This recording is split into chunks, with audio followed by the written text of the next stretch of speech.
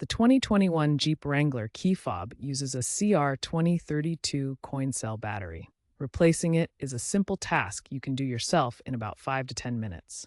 You'll need a small flathead screwdriver or a plastic pry tool to open the fob. Insert the tool into the seam along the side of the fob, gently twist to separate the halves. Remove the old battery, noting which side is up. Insert the new CR2032 battery with the plus side up. Snap the case back together firmly. This process is the same as when the vehicle was first released and hasn't changed. There have been no recalls or hardware updates that affect it. Always use a plastic pry tool to avoid scratching the fob. Dispose of the old battery properly as it's hazardous waste. If the fob doesn't work after replacement, reprogram it by turning the key to the on position without starting the engine and pressing the lock-unlock buttons on the fob. Battery life is typically 1 to 2 years.